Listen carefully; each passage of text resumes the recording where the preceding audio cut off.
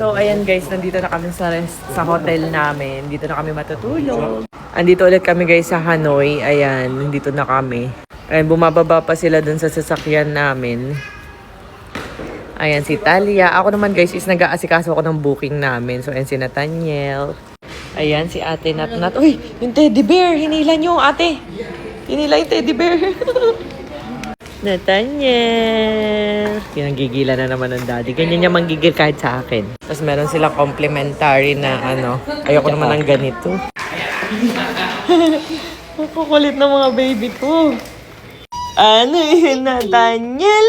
Ano yun, Nathaniel? Daddy, tayo mo si Nathaniel. Ano yun? Ay, pogi-pogi. Oo, palaban yan. Sipa. Ayan na ang aming room.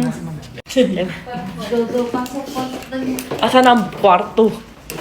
Ay, meron tayong kitchen. Kitchen room.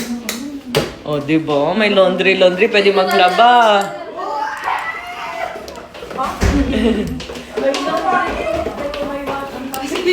Ayan ang laki ng aming bahay. Ayun. Punta natin yung mga ilaw. Oh, diba? Ang ganda ng mga rooms namin. Dito naman sa kabila. Ayan, dito. Ay, nagtatakbuhan na tong mga to. Tingnan natin tong isang room. Ayan. Ayan na. Let's go. Kari-kari kayo.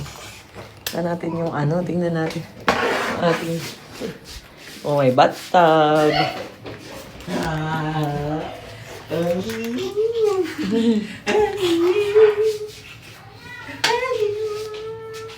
Gwapo gwapo naman yan